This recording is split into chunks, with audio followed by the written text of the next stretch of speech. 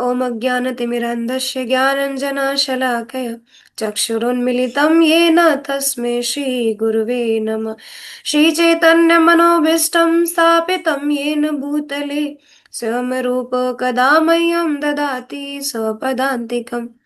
वन्देऽहं श्रीगुरो श्रीयुतपदकमलं श्रीगुरून् वैष्णवांश्च श्रीरूपं साग्रजातं सहगणरघुनाथान्वितं तं सजीवम् सावधेतं सावधूतं परिजनसहितं कृष्णचैतन्यदेवं श्रीराधा कृष्णपादान् सगणललिता श्रीविशाखान्वितांश्च। हे कृष्णा करुणा सिन्धु दीनबन्धो जगत्पते गोपेश गोपिकान्त राधाकान्त नमोऽस्तुते। तप्त काञ्चन गौराङ्गी राधे वृन्दावनेश्वरि वृषभानुसुते देवी प्रणमामि हरिप्रिये। जय श्री कृष्ण चैतन्य प्रभु नित्यानंद श्री अद्वैत गदाधर शिवासादि गौर भक्त वृंद। हरे कृष्ण कृष्ण कृष्ण हरे हरे हरे राम राम राम हरे हरे। नमो विष्णुपादाय कृष्णपृष्ठाय भूतले श्रीमते भक्तिवेदांत स्वामिनिति नामिने। नमस्ते सरस्वती देवी गौरवाणी प्रचारिणे निर्विशेष शून्यवादी पाश्चात्य देशतारिणी। हरे कृष्ण। तो आज का हमारा श्लोक है, श्लोक नंबर 5 और 6 हम ले रहे हैं। तो हमने कल चर्चा की थी श्लोक नंबर 4 और 3 और 4 पे।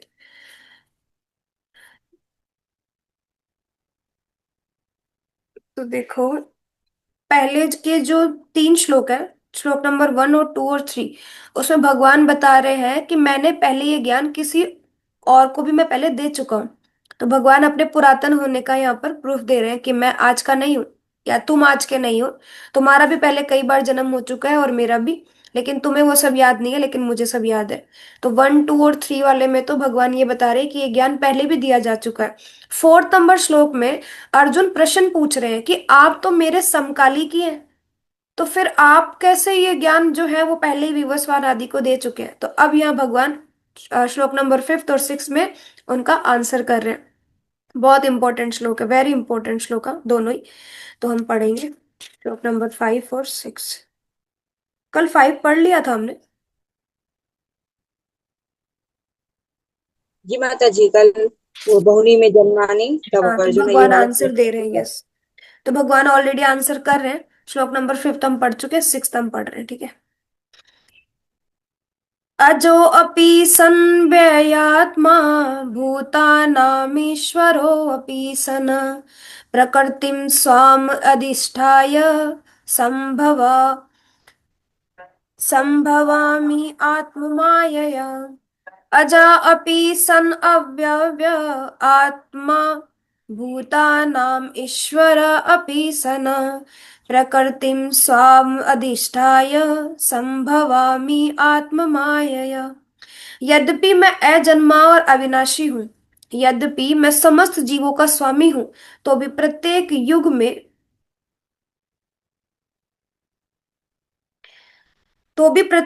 में मैं अपने आदि दिव्य रूप में प्रकट होता हूँ।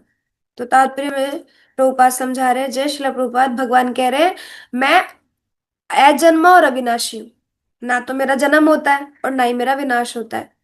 तो जिसका जन्म होता है उसी की मृत्यु होती है। जो आदि और जिसका ना आदि का पता ना अंत का, तो वो पुरातन है, वो भगवान है, क्योंकि वो ही शाश्वत है। क्योंकि ना उनका हमें कोई जन्म का पता है और ना उनके अंत का, लेकिन हमारा जन्म भी होता है और हमारी मृत्यु भी होती है। तो भगवान कह रहे मैं तो अजन्मा हूं और मैं अविनाशी हूं और मैं समस्त जीवों का स्वामी भी हूं, तो भी प्रत्येक युग में मैं अपने आदि दिव्य रूप में प्रकट होता हूँ। तो तात्पर्य प्रभुपाद समझा रहे हैं, भगवान ने अपने जन्म की विलक्षणता बताई है यहाँ पर। यद्यपि वे सामान्य पुरुष की भांति प्रकट हो सकते हैं, किंतु उन्हें विगत अनेक अनेक जन्मों की पूर्ण स्मृति बनी रहती। भगवान दिख रहे सामान्य है क्योंकि वो मनुष्य उसमें है, लेकिन भगवान यहाँ पर सामान्य नहीं है, क्योंकि भले ही वो मनुष्य रूप में प्रकट हो सकते हैं, दिखाई भी दे सकते हैं हमारी जैसे, लेकिन उनको विगत जितने जन्म, करोड़ों जन्म पहले हो चुके हैं, तो उनको उनकी सबकी स्मृति बनी हुई, जबकि हम भूल जाते हैं। जबकि सामान्य मनुष्य को कुछ ही घंटे पूर्व की घटना स्मरण तक नहीं रहती। अगर मैं आपसे पूछूं कि कल आपने पूरे दिन में क्या किया था, तो शायद आध्यात्मिक चीजें तो आप बता दें, पर बाकी चीजें आप शायद ना बता पाए, या आध्यात्मिकता में भी आपने जो पढ़ा वो शायद आप ना बता पाए पूरा।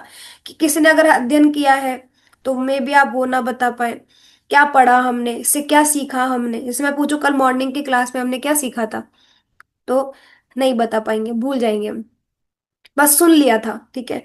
तो यह कह रहे हैं कि मुझे सब याद है, लेकिन जीवात्मा, जो जीव तत्व है, हम जो है सामान्य मनुष्य, कुछ घंटों पहले की स्मृति ही हम भूल जाती है, हम वो भी याद नहीं रखते।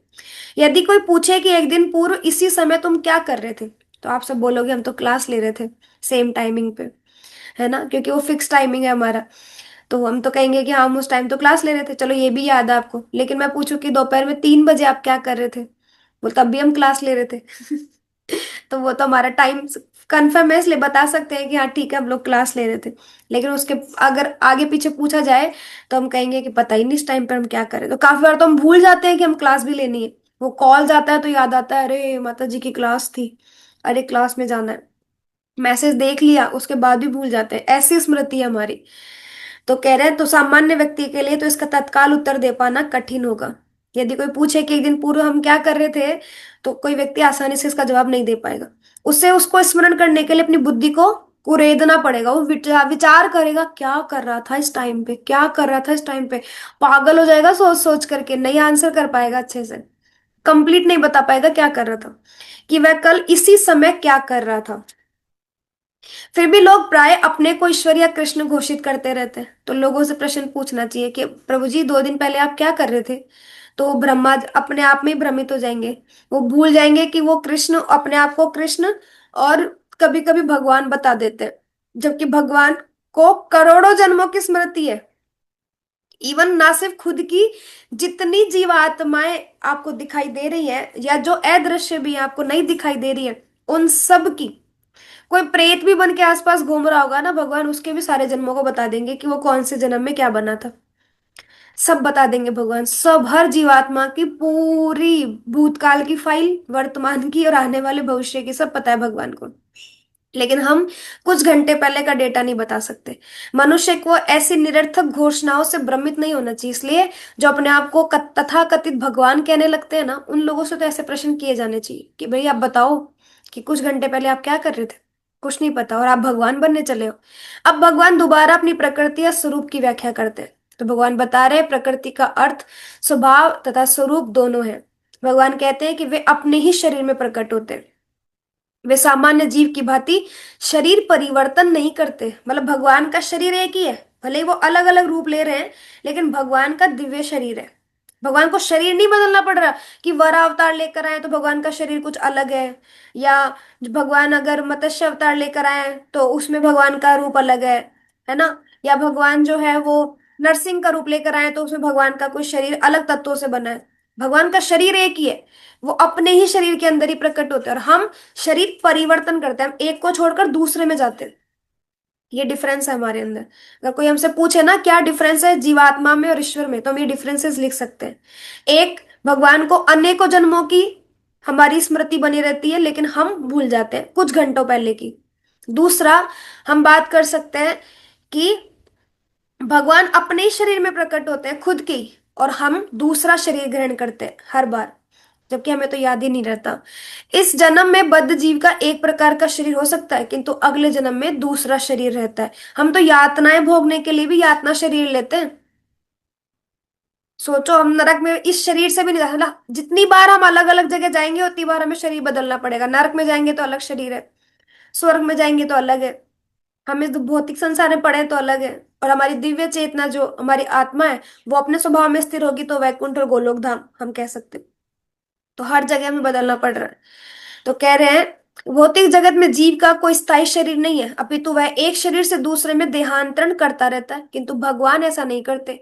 जब भी वे प्रकट होते हैं तो अपनी अंतरंगा शक्ति से वे अपने उसी आद्य शरीर में प्रकट होते हैं जो भगवान का दिखाई दे रहा है हमें, एज इट इज सेम शरीर में भगवान प्रकट होते हैं। और जब भी वे प्रकट होते हैं तो दूसरे शब्दों में श्री कृष्ण इस जगत में अपने आदि तथा शाश्वत स्वरूप में दो भुजाओं में बांसुरी धारण किए अवतरित होते हैं। वे इस भौतिक जगत से निष्कलुषित रहकर अपने शाश्वत शरीर सहित प्रकट होते हैं। तो भगवान जैसे गोलोक धाम में है, वही बांसुरी बजाने वाले कृष्ण, वही अपने उसी दिव्य रूप में भगवान यहाँ प्रकट होते हैं, वही दो भुजाओं में बांसुरी धारण करने वाले। कोई डिफरेंस नहीं है। जाओ वो वहां जैसे थे वैसी स्थिति में यहाँ पर भी है। इस भौतिक जगत में निष्कलुषित रहकर अपने शाश्वत शरीर शरीर प्रकट होते हैं। यद्यपि वे अपने उसी दिव्य शरीर प्रकट होते हैं और ब्रह्मांड के स्वामी होते हैं, तो भी ऐसा लगता है कि वे सामान्य जीव की भांति प्रकट हो रहे हो। तो मनुष्य तो क्या सोचता है, भगवान भी तो हमारी जैसे ही दिखाई दे रहे हैं, डिफरेंस क्या है? दिखाई दे सकते हैं लेकिन वो है नहीं, हमारी स्तर पर नहीं है वो, हमसे कई सर्वश्रेष्ठ स्तर पर है, और कहें सबसे उत्तम स्तर पर है भगवान उस कंडीशन में। और भगवान अपने ही शरीर में होते हैं। भगवान कभी अपना शरीर नहीं बदलते। ऐसा नहीं है कि भौतिक संग इसमें प्रकृति में आ रहे हैं तो कोई अलग शरीर लेकर आ रहे हैं, भगवान अपने दिव्य स्वरूप में रहते हैं हमेशा। और आगे कहते हैं, यद्यपि उनका शरीर भौतिक शरीर की भांति क्षीण नहीं होता, फिर भी ऐसा प्रतीत होता है कि भगवान कृष्ण बालपन से कुमार अवस्था से तरुण अवस्था प्राप्त करते हैं। सच में ऐसा लगता है ना हमें कि भगवान का जन्म हुआ, फिर भगवान का बचपन निकला, फिर थोड़ा भगवान किशोर अवस्था में आए, थोड़ा युवा अवस्था में आए, फिर थोड़ा तरुण अवस्था में भगवान आए। इस तरीके से हमें दिखाई देता है ऐसा, जो कि भगवान अपने दिव्य शरीर में ही बने। और किंतु आश्चर्य तो यह है कि वे कभी युवा अवस्था से आगे नहीं बढ़ते।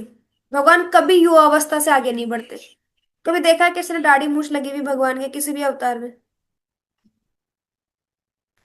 है कभी ऐसा? कहीं पे वर्णन आता है ऐसा?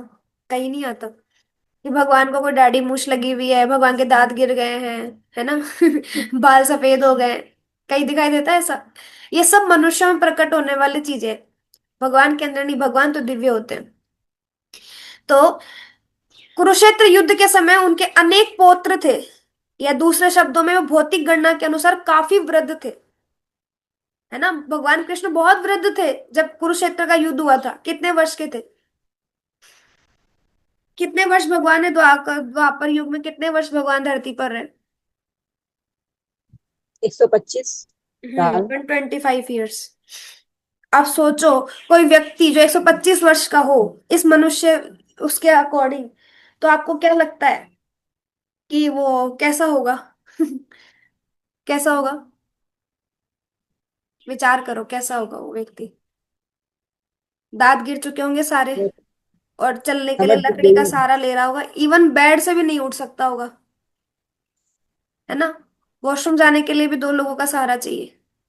और भगवान कुरुक्षेत्र के युद्ध में अर्जुन को खड़े होकर, और भगवान उनके सारथी बने और गीता का ज्ञान दे रहे हैं। और क्या सुंदर स्माइल चेहरे पर, और क्या ही तेज उनके चेहरे पर। सोचो कैसे हुआ ये।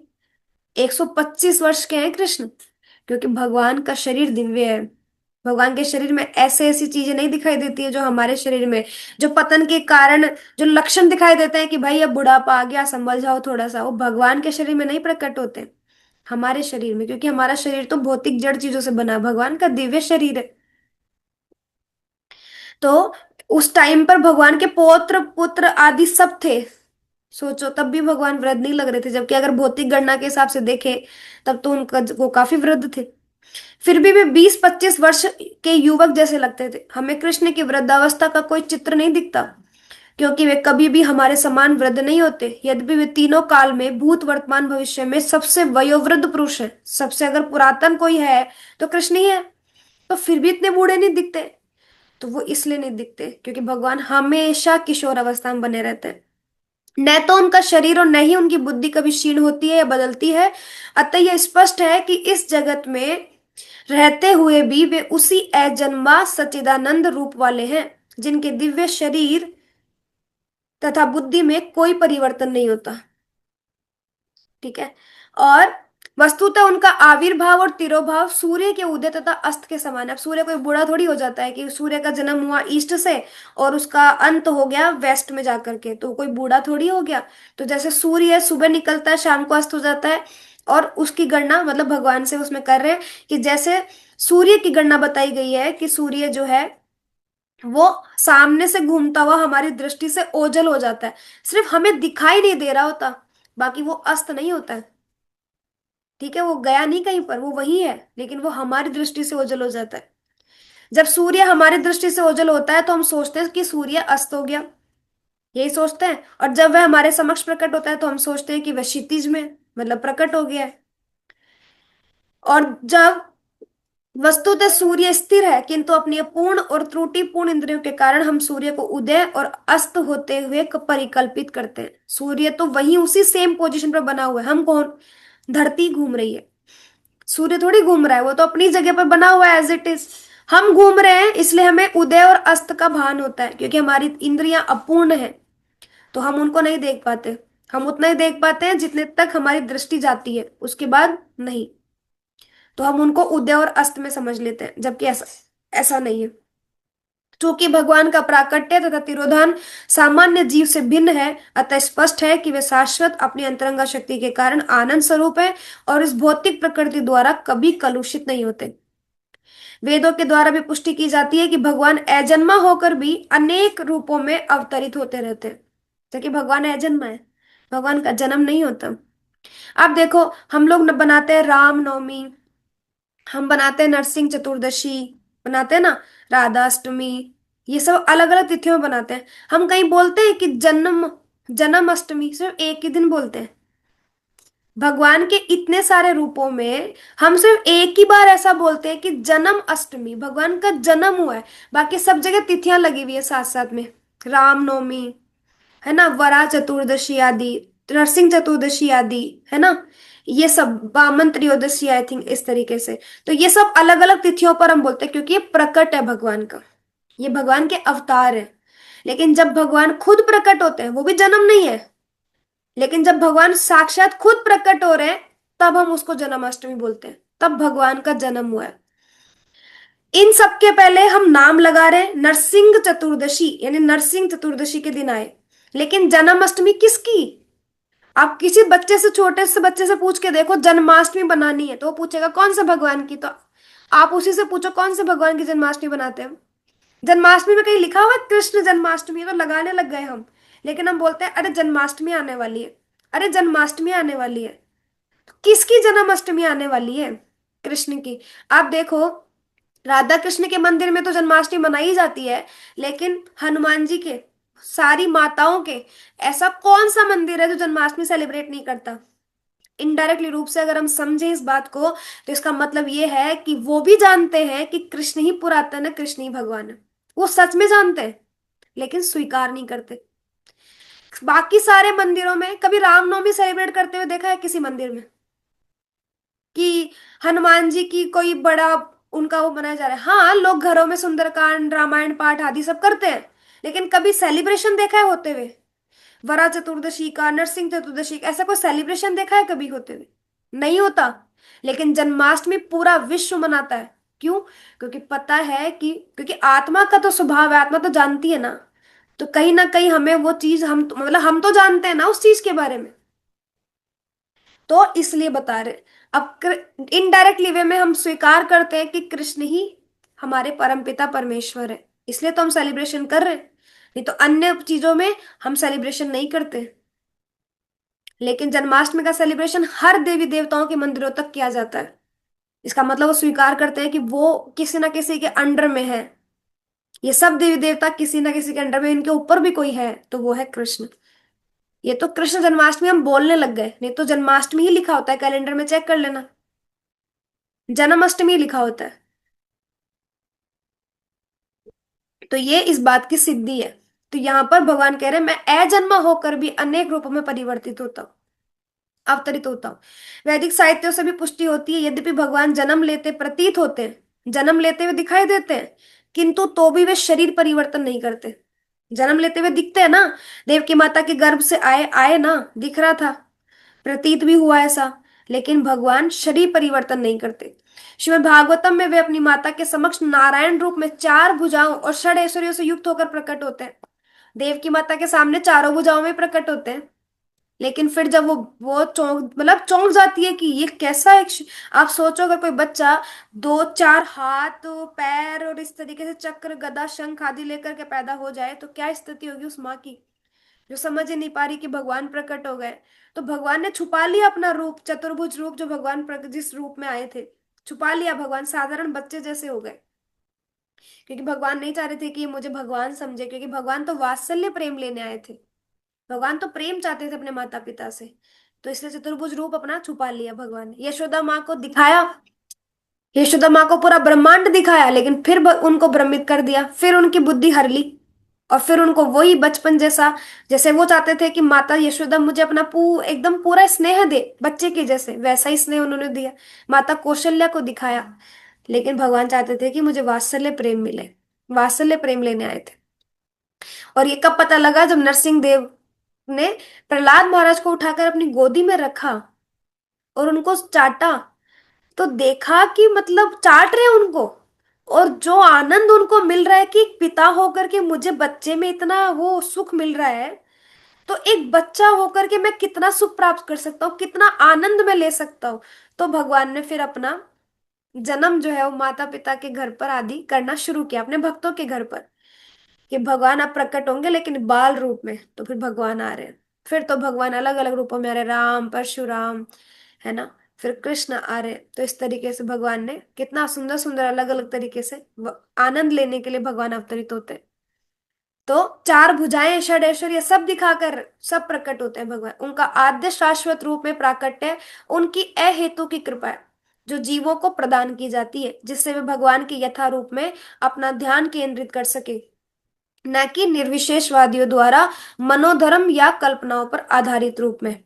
विश्वकोश के अनुसार माया या आत्म माया शब्द भगवान की अहेतु की कृपा का सूचक है। आत्म माया एक शब्द आया है अंत में। तो आत्म माया का क्या मतलब होता है, अपनी अंतरंगा शक्ति से। तो भगवान अपनी अंतरंगा शक्ति से अहेतु की कृपा करते हैं। ये अहेतु की कृपा का सूचक बता रहे हैं। भगवान अपने समस्त पूर्व आविर्भाव तिरोभाव से अवगत रहते हैं, किंतु सामान्य जीव को जैसे ही नवीन शरीर प्राप्त होता है, वह अपने पूर्व शरीर के विषय में सब कुछ भूल जाता है। वे समस्त जीवों के स्वामी हैं, क्योंकि इस धरा पर रहते हुए वे आश्चर्यजनक तथा अति मानवीय लीलाएं करते रहते हैं। अतः भगवान निरंतर वही परम सत्य रूप है, उनके स्वरूप तथा आत्मा में या उनके गुण तथा शरीर में कोई अंतर नहीं होता। भगवान के कोई अंतर नहीं है, आत्मा शरीर भगवान का एक ही है, हमारे डिफरेंसेस होते हैं। अब यह प्रश्न किया जा सकता है कि इस संसार में भगवान आविर्भूत और तिरोभूत होते रहते हैं। अगले श्लोक में इसकी व्याख्या की गई है। तो आगे 7 नंबर श्लोक में भगवान कहते हैं, वेरी इंपॉर्टेंट श्लोक है, यदा यदा ही धर्मस्य ग्लानिर्भवति भारत अभ्युत्थानम धर्मस्य तदात्मानं सृजाम्यहम्।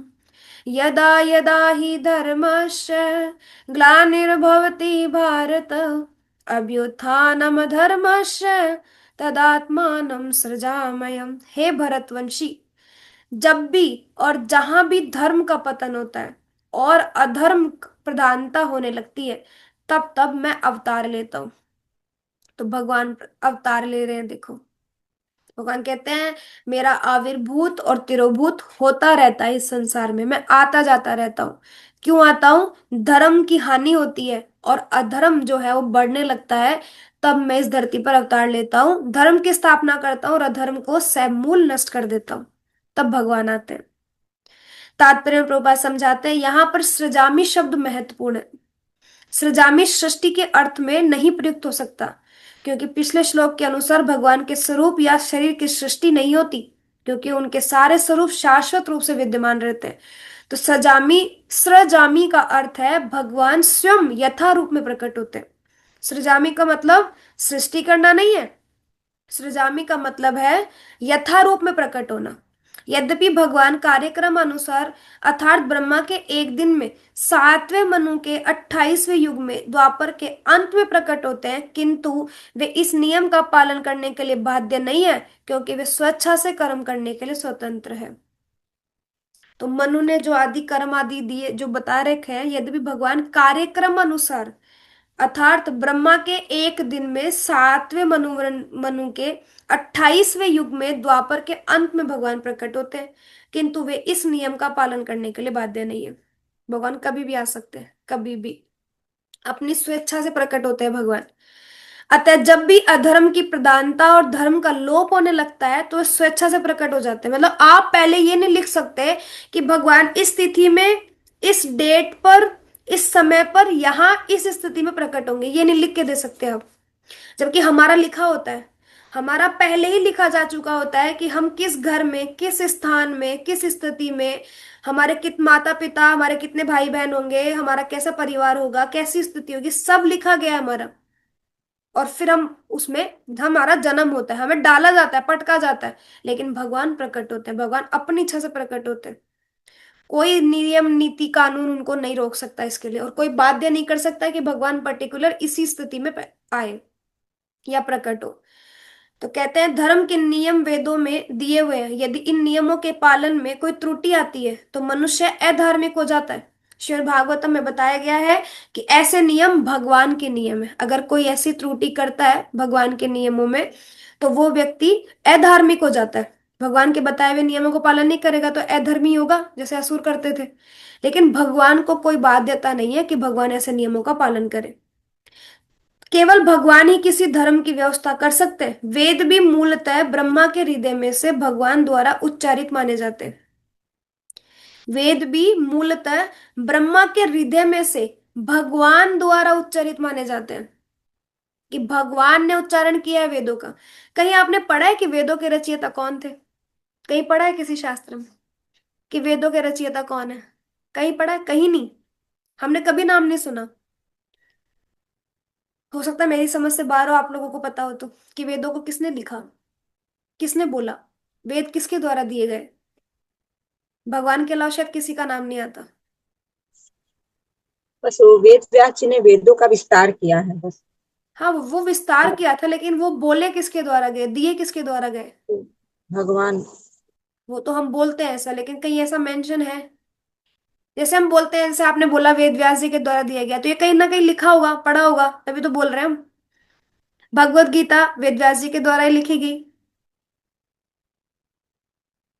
किसके द्वारा लिखी गई भगवत गीता? गणपति जी लिखे हैं, महाभारत में भीष्म पर्व में आता है। किस लेकिन कंडीशन बोला पे है लिखा वेद था? व्यास जी ने। क्या कंडीशन थी लिखने की? लिखने की कंडीशन ये थी कि गणपति जी ने बोला था कि जो मैं स्वीकार करूंगा वो लिखूंगा, और जो मैं स्वीकार नहीं करूंगा वो मैं नहीं लिखूंगा। मैं वहीं रुक जाऊंगा, आगे लिखूंगा ही नहीं। हाँ। अगर कुछ गलत हुआ तो, अगर मैं उस चीज को एक्सेप्ट नहीं किया तो, इसका मतलब गणेश जी खुद ये स्वीकार कर रहे हैं कि मेरे शिव जी, जो मेरे पिता शिव हैं, उनसे भी बढ़कर कृष्ण है। तभी तो भगवत गीता में हर जगह भगवान उवाच है, भगवान उवाच आ रहा है। कहीं नहीं लिख रहे कृष्ण उवाच है। नहीं तो वो लिख सकते थे कि मैं इस चीज का विरोध करता हूँ, क्यों भगवान बोल रहे हैं भाई कृष्ण को?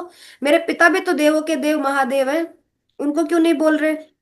लेकिन उन्होंने उसका स्वीकार किया कि हाँ बिल्कुल।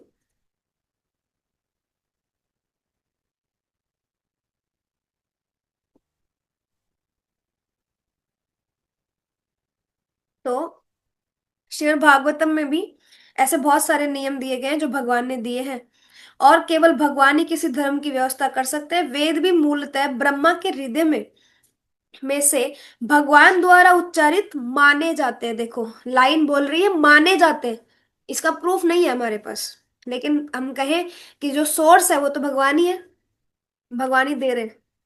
अतः धर्म के नियम भगवान के प्रत्यक्ष आदेश हैं। धर्म तु साक्षात भगवत प्रणीतम। हम कहते हैं कि धर्म क्या है? जो भगवान द्वारा बोला गया वही धर्म है, जो भगवान के द्वारा दिए गए आदेश है वही धर्म है।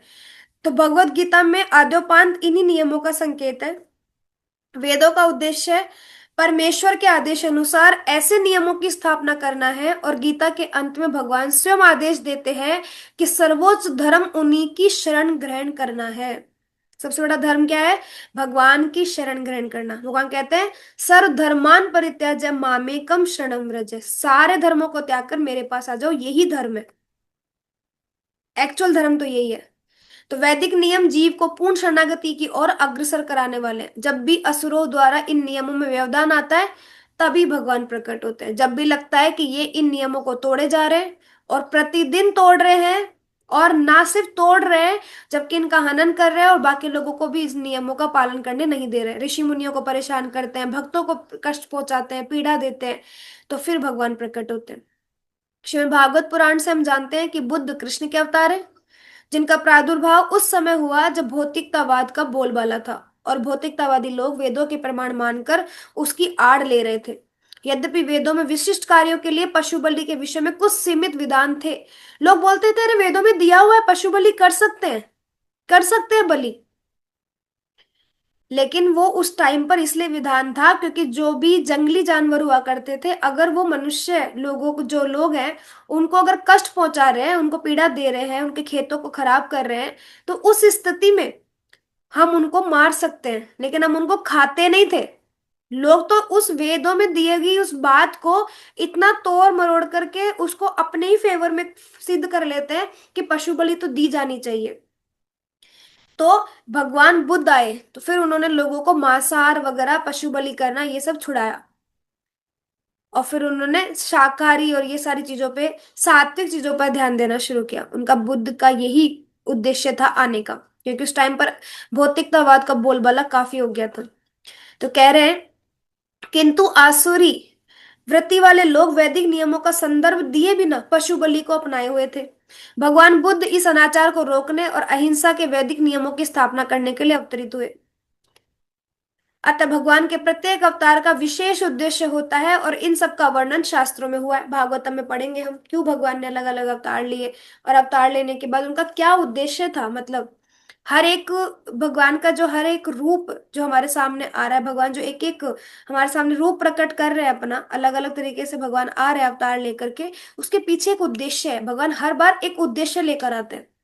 जिस चैतन्य महाप्रभु आए भक्ति देने के लिए, कृष्ण आए थे धर्म की स्थापना के लिए, राम जी आए थे लोगों को मर्यादा सिखाने के लिए, नरसिंह आए थे जब अधर्म बढ़ गया था, जब भक्त को इतनी पीड़ा हो रही थी और हिरण्यकश्यप का अनाचार इतना बढ़ गया था कि उसको सही शिक्षा देने के लिए, संसार को दिखाने के लिए कि जब भी मेरे भक्त पर कोई हानि आएगी तो मैं उतार लूंगा। और भगवान आए तो भगवान जितनी बार आते हैं उतनी बार भगवान का एक उद्देश्य होता है, उस उद्देश्य को पूर्ण करने के लिए भगवान आते हैं। तो इन सब का वर्णन शास्त्रों में हुआ है। ये तथ्य नहीं है कि केवल भारत की धरती में भगवान अवतरित होते हैं, ये सत्य नहीं है। यह है वे कहीं भी और किसी भी काल में इच्छा होने पर प्रकट हो सकते हैं। भगवान मात्र इच्छा कर ले कि मुझे यहाँ प्रकट होना है, भगवान प्रकट हो जाएंगे। वो बाध्य नहीं है कि वो भारत भूमि में ही जन्म लेंगे। ये तो हमारा सौभाग्य है कि भगवान भारत जैसी भूमि में ही आते हैं, भारत जैसी भूमि में ही आते हैं। वे प्रत्येक अवतार लेने पर धर्म के विषय में उतना ही कहते हैं जितना कि उस परिस्थिति में जन समुदाय विशेष समझ सकता है। इतनी बात करते हैं भगवान जितनी आवश्यकता है। भगवान ने किसी और चीज के लिए नहीं कहा, लेकिन कहा कलयुग केवल नाम आधारा। उस टाइम पर इसी उद्देश्य की आवश्यकता थी। चैतन्य महाप्रभु हमें सिर्फ ये देने के लिए आए कि हरिनाम ही एकमात्र सार है इस कलयुग का, अगर आप इस भवसागर से पार करना चाहते हैं तो। उन्होंने ज्यादा नियम कानून हमें नहीं बताए, ज्यादा चीजों की बातें हमारे सामने नहीं की, क्योंकि जन समुदाय जितना समझ सकता है उसको उतना ही ज्ञान उस टाइम पर दिया जाता है।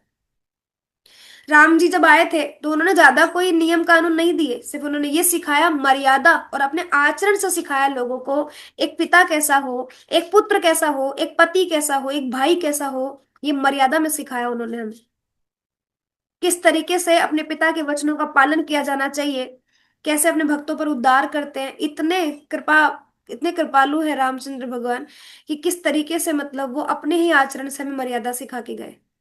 तो भगवान एक पर्टिकुलर उद्देश्य लेकर आते हैं और ज्यादा बातचीत नहीं करते। कहने का मतलब है उतना ही बात करते हैं, उतना ही उस विषय में बात करेंगे जितना जन समुदाय उस टाइम पर उसको ग्रहण कर सकता है। तो कह रहे हैं लेकिन उद्देश्य एक ही रहता है, लोगों को ईश भावना भवित करना। सबसे इंपॉर्टेंट, लोगों को कृष्णा कॉन्शियस बनाना, धार्मिक नियमों के प्रति आज्ञाकारी बनाना। कभी वे स्वयं प्रकट होते हैं तो कभी अपने प्रमाणिक प्रतिनिधि को अपने पुत्र या दास के रूप में भेजते हैं, या वेश बदलकर स्वयं ही प्रकट होते हैं। वेश बदलकर, चैतन्य महाप्रभु भगवान कभी खुद आते हैं, कभी अवतार लेते हैं, कभी अपने ही प्रतिनिधि को या तो कभी पुत्र बनाकर या फिर कभी दास बनाकर भेज देते हैं, और कभी कभी वेश बदलकर खुद ही आ जाते हैं। भगवत गीता के सिद्धांत अर्जुन से कहे गए थे, अतः वे किसी भी महापुरुष के प्रति हो सकते थे, क्योंकि अर्जुन संसार के अन्य भागों के सामान्य पुरुषों की अपेक्षा अधिक जागरूक था। क्यों बोला गया उनको अवेयर थे?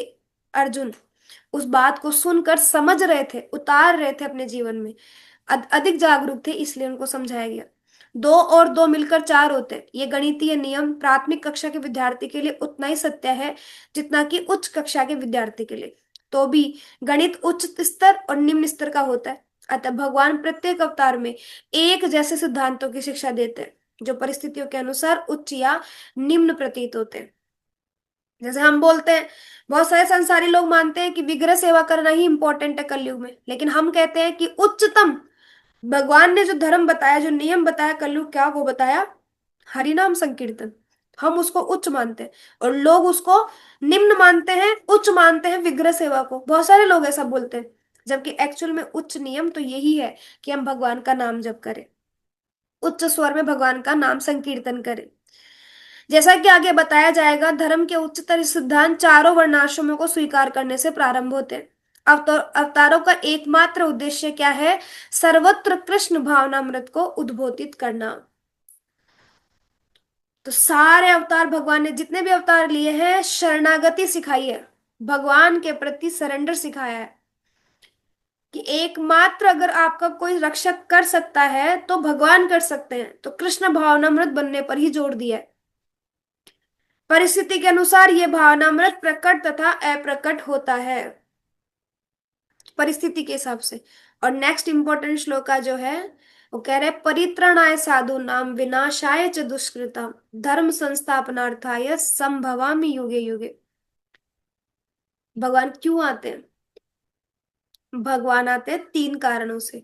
किस किस के लिए? अपने एकांतिक परित्रणाय साधु नाम, साधुओं को परित्रणाय यानी दर्शन देने के लिए, उनको तारने के लिए, उद्धार करने के लिए उनका। विनाशाय च दुष्कृताम, और जो दुष्ट लोग हैं उनका विनाश करने के लिए।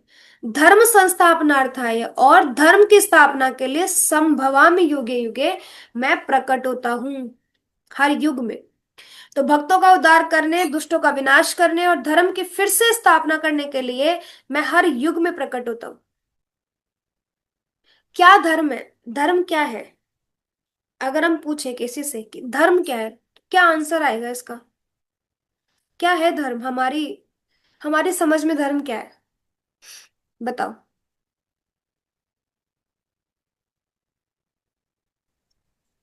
जो भगवान ने बताया है वही धर्म है, कि ये करना है ये नहीं करना है। हाँ, जो जो भगवान कृष्ण ने बताया बोले। वही धर्म है। और हम्म, और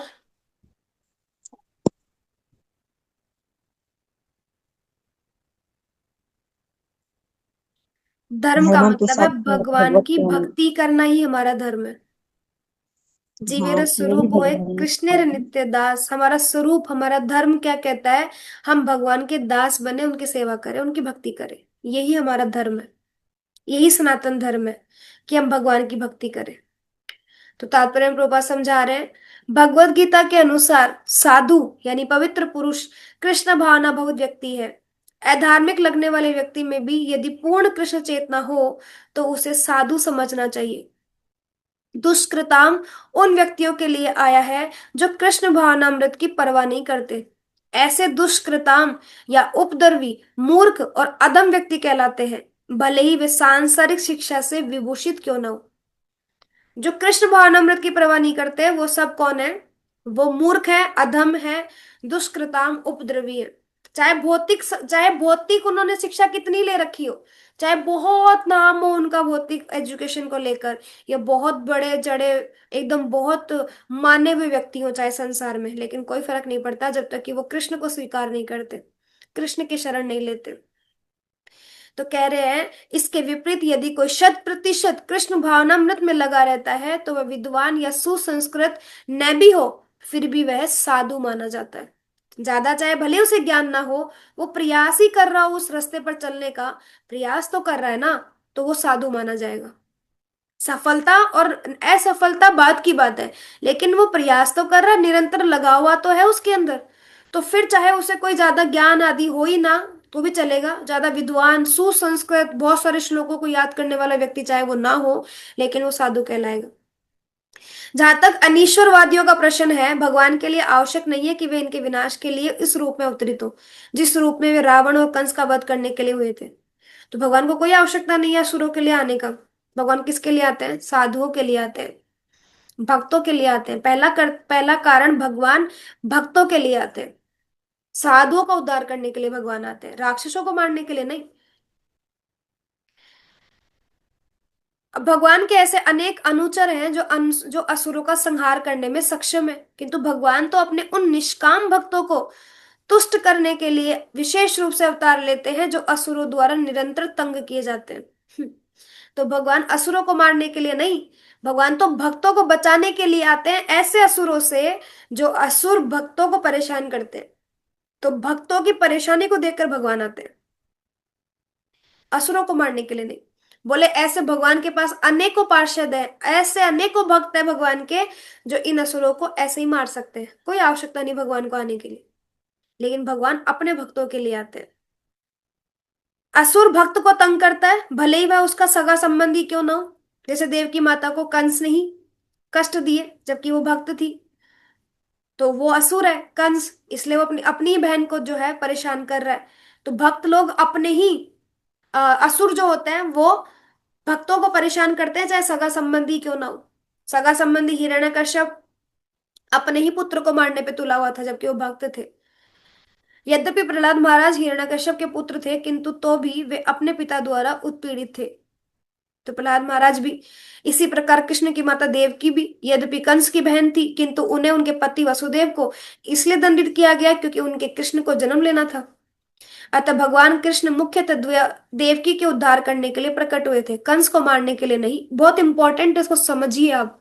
सब लोग बहुत अच्छे से ध्यान दें, हम ऐसे आप सब लोग अच्छे से समझते हैं चीजों को, लेकिन फिर भी हमें बहुत गहराई से इन तात्पर्यों को पढ़ना चाहिए। प्रभुपाद बहुत सुंदर तात्पर्य बता रहे हैं कि भक्तों को जो लोग तंग करते हैं ना, उनको भगवान दंड देने के लिए आते हैं, भक्तों को बचाने के लिए कि भक्त ज्यादा परेशान ना हो, असुरों को मारने के लिए नहीं। किंतु ये दोनों कार्य एक साथ संपन्न हो गए, अतः ये कहा जाता है कि भगवान भक्त का उद्धार करने और दुष्ट असुरों का संहार करने के लिए विभिन्न अवतार लेते हैं। कृष्णदास कविराज कृत चैतन्य चेतामृत के निम्नलिखित श्लोकों में मध्य लीला के अवतार के सिद्धांतों का सारांश प्रकट होता है। क्यों आते हैं भगवान? षष्ठी हेतु एई मूर्ति प्रपंचे अवतरे, सेई ईश्वर मूर्ति अवतार नाम धरे, मायातीत पर व्योमे सबार अवस्थाना, विश्वे अवतरी धरे अवतार नाम।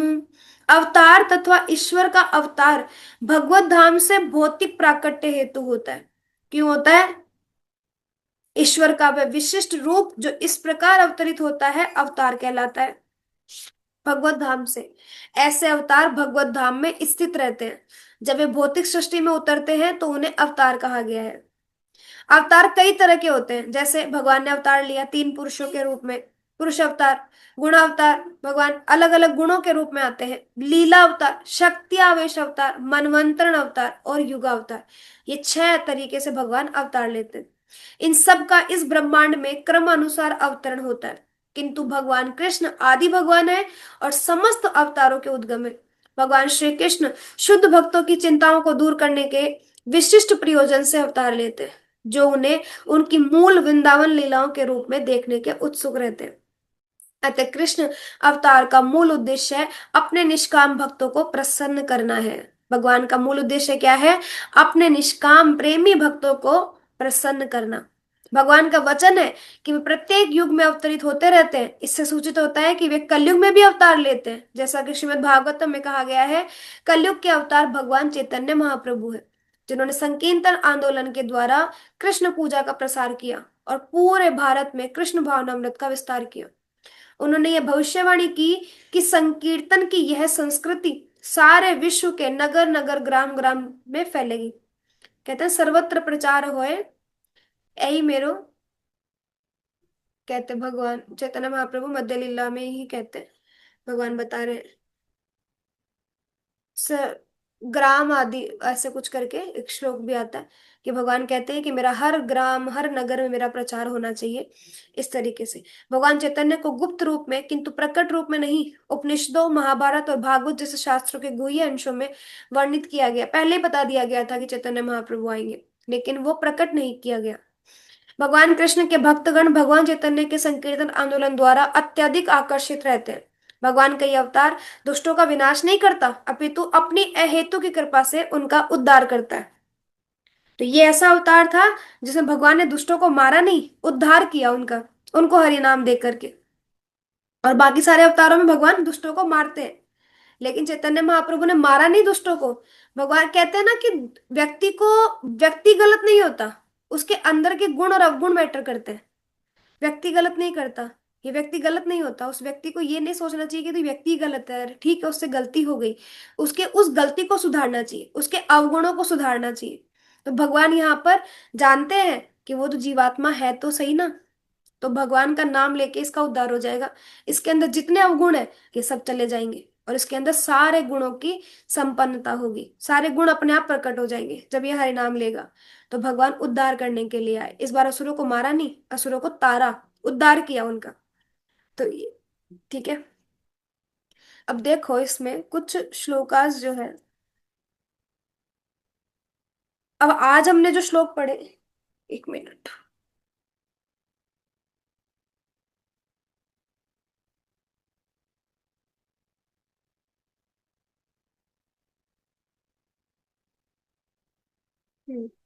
तो आज हमने जो श्लोक पढ़े 4.6, 7, 8, 9, ये क्या है? 9 नहीं पढ़ा हमने, 8 तक ही पढ़ा है अभी। ये भगवान की प्रकट लीला है। ये बता रहे हैं भगवान क्यों प्रकट होते हैं, क्योंकि प्रश्न पूछा गया है श्लोक नंबर, देखो 5 के 6 के एंड में, कि भगवान क्यों आविर्भूत और तिरोभूत होते रहते हैं, क्यों भगवान आते जाते रहते हैं। तो उसका आंसर दिया है श्लोक नंबर 6, 7, 8 और 9 में। भगवान की प्रकट लीला बताई जा रही है कि भगवान क्यों प्रकट होते हैं, क्यों प्रकट हो रहे हैं भगवान, और क्यों चले जाते हैं भगवान प्रकट होने के बाद, फिर तिरोभाव तिरोभूत क्यों हो जाते हैं भगवान। तो ये बता रहे हैं। बहुत इंपॉर्टेंट है हम समझे कि एक एक श्लोक किस चीज की तरफ इंडिकेशन कर रहा है, तो हमें याद रहेंगे फिर कुछ श्लोक आज। ठीक है। हरे कृष्णा। आप सभी लोगों का बहुत बहुत धन्यवाद।